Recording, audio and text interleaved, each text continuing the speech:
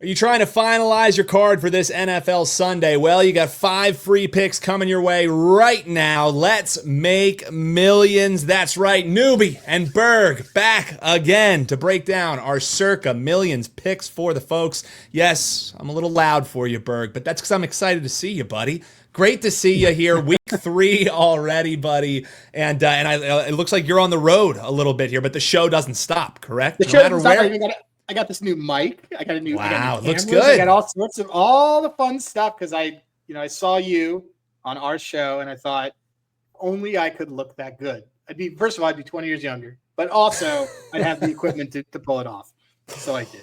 And I'm on the road. You look good. I'm on fish tour, but the millions quest does not stop for fish tour. The comments loved the fish in the background. They were like, sports betting, Berg, and fish. I'm so down. So they'll be happy when you're back at the home base. But buddy, week 3 is going to be a big week for us. A bounce back week starts to scratch the surface of what we're looking for. We'll recap how we did last week and we'll share our picks at the end of the show. But as we always like to start, we like to remind you folks, if you enjoy the content, comment below, let us know what your picks are. Hit that like button. Make sure you're subscribed. It goes a huge way on letting Berg and I put this show on for you each and every week. So Dan Alexander, Adam Rosenberg, let's make millions. Let's get into it right now by looking at the beautiful Circa contest spreads here, Berg. And I'm going to warn people, get your side of Tums for the picks this week because we're coming gross, man. We're punching and throwing haymakers this week, and a lot of them have to do with the fact that maybe week 2 of the NFL wasn't as overreaction week as we had maybe thought it would be. There were some that ended up hitting back for you, but it feels like week 3 could kind of be that chaos week. It's why I'm warning people, if you like the Seahawks in your Survivor, this could be the week that you get burnt. Not because I like the Saints or anything like that, simply because I think this could be the crazy week. And let's start it off, Berg, with something that's just been crazy to start the season. Let's take a look at Indianapolis taking on Tennessee. The first pick for us, Berg, grab your Tums, like I said, because one of the teams that's blown away the spread, that's blown away the expectations, that had the refs on a horrible decision at the end of the Denver Broncos game to say something that happens on every play isn't allowed to be happening. Let's re-kick here. We're taking Tennessee. We're fading Indy. This is the first true road game here for Indianapolis. They've gotten to stay home in the Dome. They've gotten to ride some Jim Irsay, energy there at home, and now they're taking it on the road in division against a team that, let's be real, Berg, they haven't looked great, but I don't think they've been as horrible as maybe the market perceives them to be. Certainly, I don't think that they should be over a field goal dog at home against a team who, again, has gotten to beat up on some teams who maybe aren't as strong as people thought that they would be and has gotten to stay home for 2 straight weeks to start the season. Why do we like the Titans this week, brother? It has nothing to do with the fact that we tried to fade the Colts twice and it didn't work. I can tell you that. Let's just keep going back to the well. It has nothing to do with it. It's not us being petty. It's not us being petty. Certainly not me. Look, what it comes down to for me is you just nailed it. It's Daniel Jones, who I still don't believe in. I still believe is overperforming, doing his first road game. The key thing that comes out for me when I look through the data on this the Titans team, who don't look good, but also don't look horrible. Yeah. 5th best tackling team in the league. 3rd worst tackling. I think there's a lot of metrics that are scary going underneath the surface that maybe aren't, final box score stats that can tell you Tennessee isn't a team who I want to be backing hand over fist, pulling off the rubber band, betting on them every single week. But this is a really good spot for a team who isn't as bad as the market thinks they are, and a team who we both agree, and the comments certainly will disagree with us, drop them below about what idiots and assholes we are. But I don't think the Colts are this good. I don't think the Colts are 4-point chalk on the road good. No, I don't. This isn't the 2022 Niners. This is not that team, or the Rams, I guess, from that year. Look, I'm looking through a lot of the metrics, and the Titans on defense are actually performing really well. Again, they're finishing tackling. They're top 6 in coverage. The Colts, by the way, the other side on all of these, they are bottom in tackling. They're bottom in pass rush. Their run defense has been also bottom 9. So I'm not sure First of all, we agree that this line is bonkers. Yep. And now we have a team that we clearly see that's been overrated. Like, this Colts team hasn't punted yet this season. What I'm betting here is, and what I'm ticking for our side on this, is that the regression is coming and the crazy week is going to be this. So give us the Titans at home. I think it's going to be rowdy. Daniel Jones pick to seal it for us. That's what I'm calling right now. Yeah, I like a Daniel Jones pick as well, but they're not calling him Danny Dimes anymore. You know, in Indianapolis, they're now taking the low-hanging fruit and calling him Indiana Jones. That's the new nickname here for Daniel Jones. None of the players on that team know that movie, or that I don't know. It's a great movie, though. Great John movie. Williams. Some of John Williams' finest work is in Indiana Jones. Some of his finest stuff is that. Yeah, and look, Indiana Jones is. What are they going to say when he loses his starting job in week 5? They're going to say, why did it have to be Titans? Why did it have to be? That's a reference that 4 people on this video are going to get. Indiana Jones. Why did it have to be snakes references here? This is good. Yeah, no, it's good, but it's gross. We're taking 4 with the Titans, and we know that you don't want us to continue to back up that pick. But Berg and I like it a lot, and like we're saying, we're going to start taking some picks that are maybe off the board a little bit to make up a little bit of ground here. Give us the Titans against the Colts here. And you know, we talk about the duct tape shoe special. We're the duct tape shoe guys betting against Indianapolis every week, and we only keep putting more duct tape on our shoes. This is the week when we get ourselves a nice new pair of Crocs. No duct tape needed for a pair of Crocs. They're holes and they're lovely. All right, Berg, before I say anything else stupid, let's move on here to game number 2, pick number 2. And no, folks, there ain't no rest for the wicked. There is no respite. We are continuing to be absolutely dumpster diving dirty boys. And we are going with the Carolina Panthers taking on the Atlanta Falcons. Amazing showing by the Atlanta Falcons. What a great game that they played against Minnesota. Or was that J.J. McCarthy really looking like how he looked in the first half of that big win that they had the other night? Oh, and injuries piling up galore for them. This feels like a great spot here for the Falcons, right? Yeah, wrong in my opinion. They're taking on here a Carolina Panthers team that last week they end up covering against the Cardinals. So covered a spread last week. So already market expectation has kind of shown that the Panthers maybe not as awful as they once were thought of. And this Falcons team too, dude. I just feel like, yes, they got the kicker woes out of the way. It was a field goal fest. If you end up in a field goal fest with the Carolina Panthers, they can drive down the field. They might not convert it to touchdowns, but they can hang with you if it becomes a field goal off. I'm not calling for an outright win here for the Carolina Panthers, but 5.5, road chalk, Falcons, yucky. Yes, they're going to be able to run all over this Panthers team. But that backdoor swinging in the wind, sure, I wish it was over a touchdown, but I think this is a field goal game, Berg. What say you? Yeah, well, of course, I obviously would be on the Falcons with all this stuff. No, exactly. Wrong. No, I am dumpster diving with you on this. I also think the Falcons win this game outright. I downgraded a lot of look, I understand it was a Brian Flores defense that they went against, but I did downgrade a lot of how that I've never been a big Raheem Morris guy, and I can't stand him. Downplaying a lot of how this offense looks. By the way, is Drake London, is he getting benched in the middle of games, or is he getting hurt in the middle of games? Injury popped up. So that first week on the ending of the game when they were going down to the wire against the Bucks, he landed kind of strange on his shoulder. So I think there's a lingering injury for Drake London, which again, if you're not able to get vertical against this team, yes, they're awful against the run. Don't get me wrong, but Carolina also is able to get vertical against the defense, who kind of showed that they can give up some points in bunches and they can give up some yards through the air. And Bryce Young, what does he care? You know what I mean? He's just chucking balls up. And Teteroa McMillan, I think, is going under the radar of what an absolute stud he has been to start the year. Had his biggest week, obviously, only 2 weeks of a sample size, but he was terrific. And he's the perfect kind of guy who can beat you deep and chew you up around the middle. And as long as the pass rush doesn't get to Bryce Young the second that he's dropping back, he's going to be able to get the ball downfield. And Teteroa McMillan's a playmaker that he hasn't really had to throw to in his career. I think Ted McMillan's great. I gave out Ted McMillan for offensive rookie of the year at 7-1 the other day. Love. I think they're going to have a lot of game scripts where he's going to be able to get to possibly 1,200 yards. AJ Terrell's out. AJ Terrell's an all-pro. That's huge. That matters. That to me, that means that I don't know who they're going to put. Ted was the biggest body in the draft. He's a big dude, and he's that kind of target. The injuries are pretty scary on the Carolina end again, but this is another home divisional dog type of situation, and we've learned this. These, especially early on, is that divisional dogs don't really get a lot of the respect they should, especially when they're at home.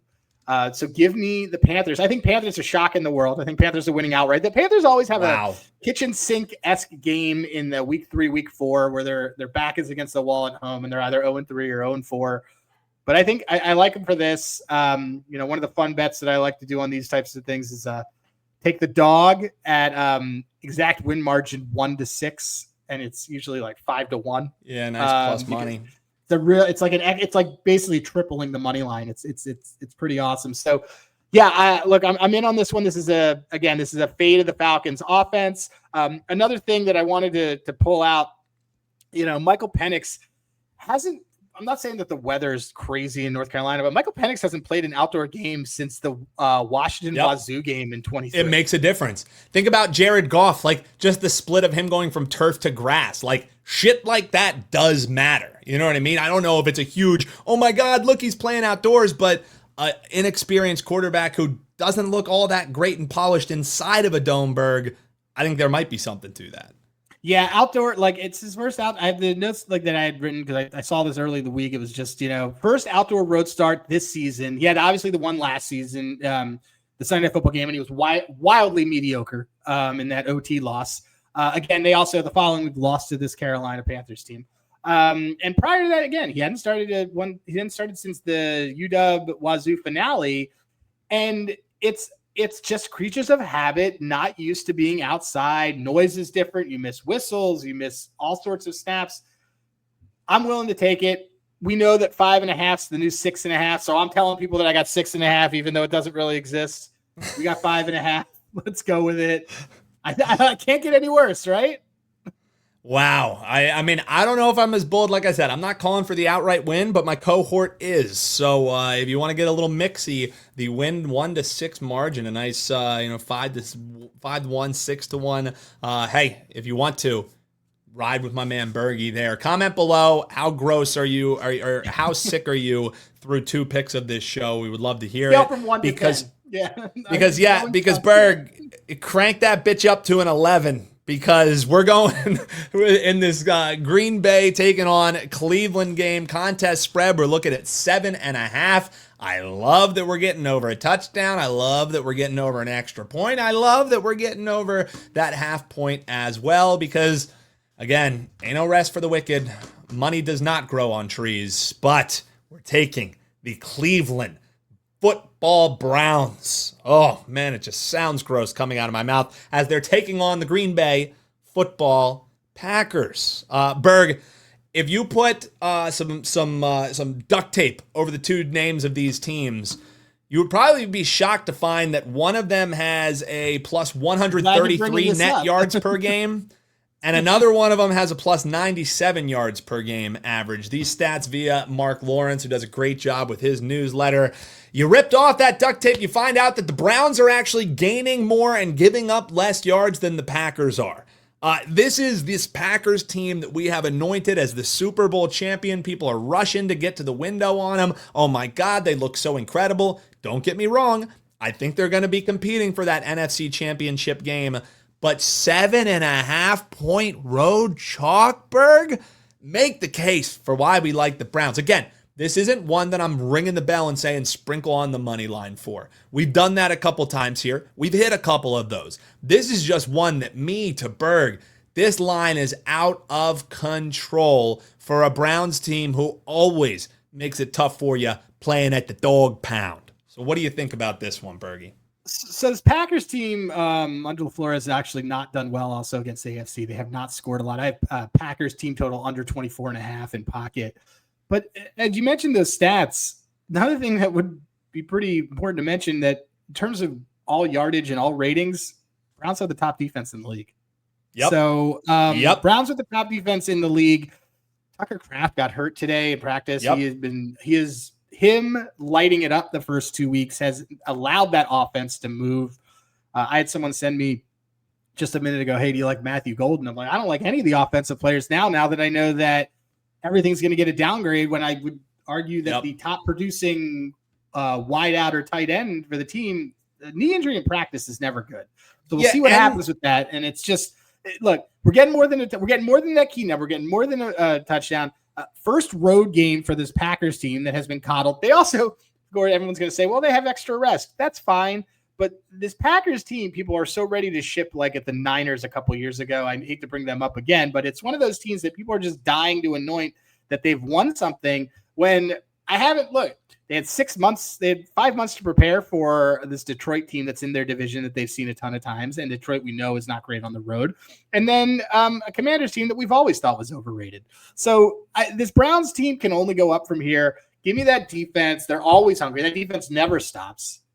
I think we also might get a Dylan Gabriel appearance for the second half of this game.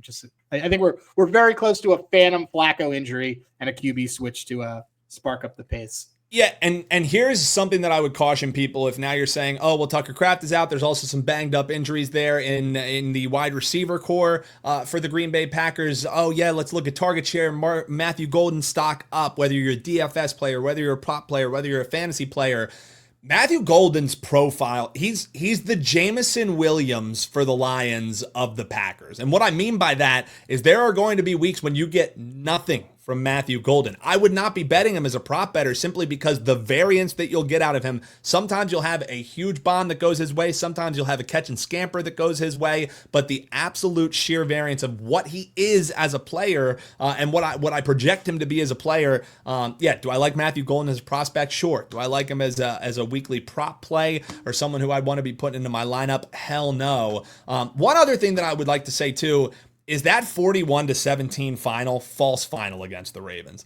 That was a tight game until late in the game, and then it just became Ravens going away in garbage time simply because a big sack that happened to Flacco. You could kind of debate, was it not a fumble? It probably was, but that fumble going in for the touchdown, that's what made it 33-10, and that's what pushed the whole thing open. But, late in the third quarter, touchdown by Joe Flacco makes it just a 2-score game, a 10-point game. So they were more competitive against the vaunted Ravens, who, again, are a Super Bowl favorite than it may have seemed, and they also got jobbed out of that Bengals game as well. They allowed 7 yards in that first week against the Bengals in the second half of the game, and they still weren't able to get the win done. But what they did do was keep it close, and they covered the spread for us in week 1. We're going back to the well, and I saved this point for last, Berg, because I hope people are still watching. If you are, like, subscribe, comment below. Mark Lawrence, how about this one? 0-6 Green Bay against the spread as road chalk of 4 or more. That has been the recent history for this team. They can't handle the heat. He can't handle the heat. Get out of Cleveland because Cleveland is notoriously hot. But regardless, 0-6 road favorites 4 or more. That stat via Mark Lawrence. Big thanks to him for sharing that one. Cleveland plus the spot, the play for me and my man Adam Rosenberg. You can follow him on Twitter at Hey Rosenberg. Does shows all week long, always dropping great props plays. Check him out, and you can follow me at Newbie Talks, NEUBYTALKS. The sickness continues. Get down with the sickness, because we are taking a single point, as the Cleveland Browns are taking on Dallas.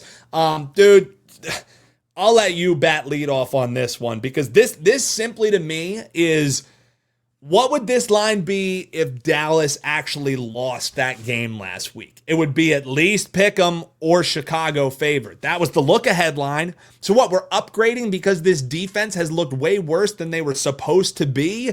I mean, Berg, this just feels like the ultimate buy low spot on the Chicago Bears, and I know you love a spot like this. What ended up putting us on this, outside of the fact that some line moves took us off some other plays that we were kind of looking at? Being full disclosure, there's a couple things that we liked, and some of the line moves just didn't go the way we wanted. And we but to start the 2 weeks, Berg, we said screw the line moves. This is going to be what our picks are. We're going to stick with our picks. So I think we're kind of adjusting the strategy a little bit, which is what you do with Circa Millions, especially now that injuries are starting to stack up, is you have to, you can't just go in unless you're one of these teams who's 9-1 to start the year and you're already licking your chops at that quarterly prize. For the vast majority of the pool, you have to go back to the drawing board a little bit and maybe adjust how you're arriving at 5 picks against the spread in the NFL, which is really effing hard to do. But that's what kind of happened with us landing on Chicago here. But I still like it a lot, man. This isn't just, we're just throwing this in here, seeing what sticks. I think this is a horrible Dallas spot, off an overtime game.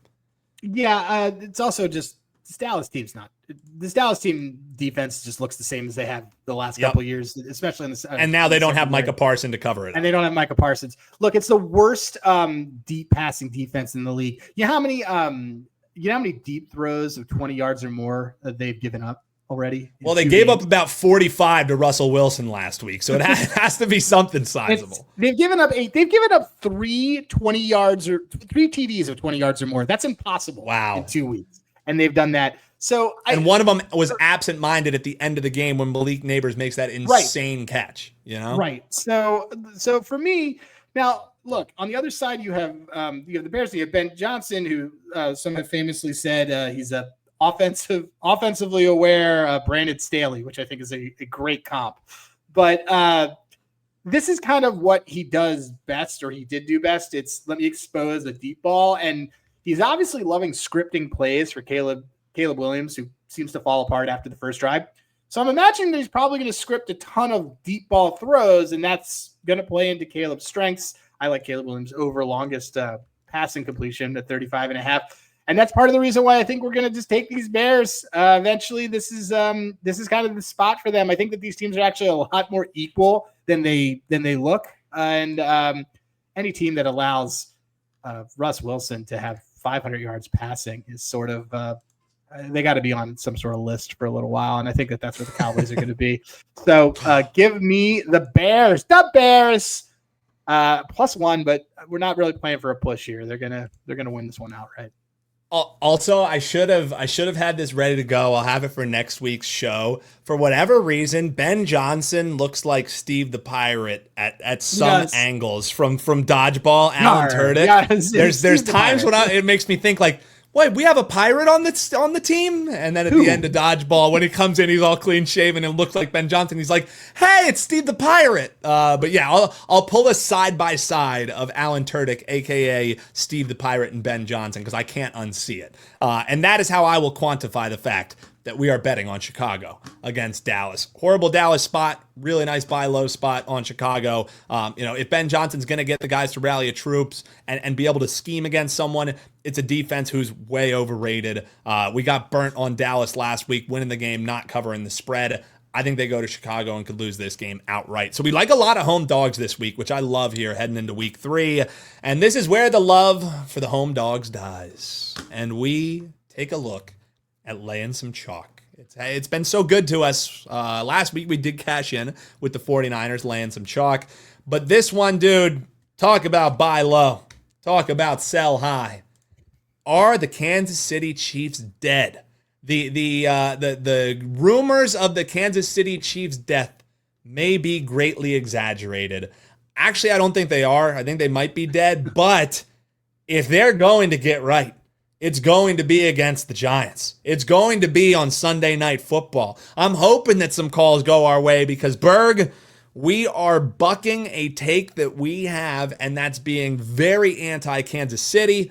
You maybe get Worthy back this week. You have a team who is just absolutely cooked, coming off a loss against the team that they lost against in the Super Bowl. You have Chris Jones nearly crying in the post-game press conference, talking about the tush push.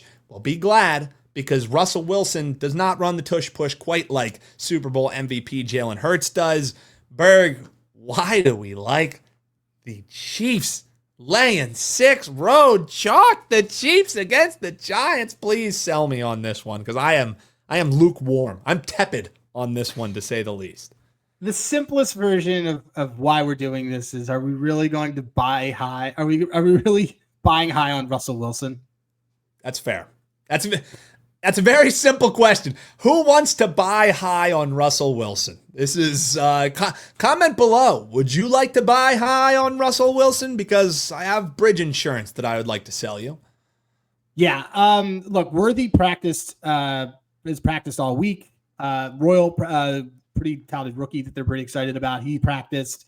His offense is going to look a lot better, I think. Also, coming off that, the 0-3 teams don't usually make the playoffs. Houston Texans being the last one. They ended up losing the Kansas City Chiefs in that game. But this is a pretty big get-up spot for the Kansas City Chiefs. Patrick Mahomes turned 30 this week. There's a lot of great narrative that's going on. What a man! I'm 30 I think he's in the league as long as he is. So we're gonna take the Chiefs laying the chalk. I think that this Giants team turns back into pumpkins at home. And Sunday night football, it's going to be one of those 10, 12-point wins by the Chiefs. I can't believe we would ever consider buying Russell Wilson off of a 450-yard game. I'm not going to buy high on Russell Wilson. Get out of here.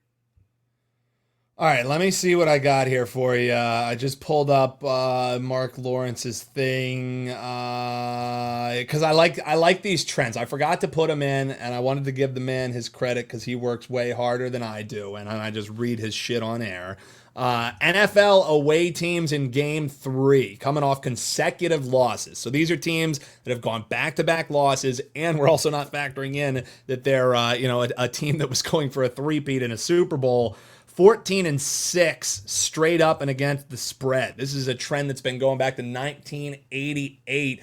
And if they were, so it also says, coming off a loss, how about 5-0 against the spread if they out-yarded their opponent in their previous loss? Kansas City did outgain the Philadelphia Eagles, which, how that offense has been looking, that hasn't been hard to do. But this is the rally the troops. This is the circle the wagons game. Like, if Kansas City is going to buck the horrible trend for teams who go 0-2, potentially making the playoffs, statement win on prime time against a team who's still in rebuild mode, this would be the spot to do it. So yes, it is disgusting. Yes, it is gross. Kansas City minus the spot. Those are the 5 picks for you. We'll recap them real quick, but first we have to see how we did last week. There's a reason, Berg, I saved this until we were 27 minutes into the program. Yeah, I have to have something here that's we got the daddy chill for you. This is Ellen crying about it being a bad day. Yeah, there we go. It's pretty good. It's a very bad day. 1-4. It's rough. 3-7 to start the year. And what do we do to bounce back? We take a board like this. We're bouncing back with Tennessee plus the spot, Carolina plus the spot, Cleveland plus the spot, Chicago plus the spot, essentially taking them to win the game, as it is essentially a pick 'em price. And then we're laying the points with the team who has arguably looked worst as some of the worst teams in the league, but coming off a gut-wrenching loss is Kansas City. Berg, I'll tell you what, I think this is my favorite card yet. I thought about that. I almost just dropped a full-on F-bomb because I love it that much. Like, I love it. How freaking sick is it that I look at this board and I'm like, Berg, this is our get-back week. I love it because this is also some plays that not a lot of people are going to have. This is also some of the plays that people are going to comment below and be like, dude, you guys don't know what you're talking about. How are you going to give out these awful teams against the spread? Guess what? To win money betting the NFL, you have to have the stones to take some teams like that are on that list. So one more time for you: Tennessee +4, Carolina +5.5, Cleveland +7.5, Chicago +1, and we're laying the 6 with the Kansas City Chiefs. Bounce back time, baby. Let's ride. Berg, keep ice on hand for what we talked about before the show. Berg, maybe walking a little tenderly if you see him out at the fish shows this weekend. But buddy, have a great weekend. You're going to come back with your chi reset. So even if this isn't the bounce back week, which it is, next week is 5-0 week. He's Adam Rosenberg. He's Adam Rosenberg at Hey Rosenberg. I'm Dan Alexander at Newbie Talks. We really appreciate you guys watching every week. Keep those comments coming. We'll see you next week. Until then, I hope you make some millions here on Let's Make Millions. Have a great week 3, everyone. We'll see you in week 4.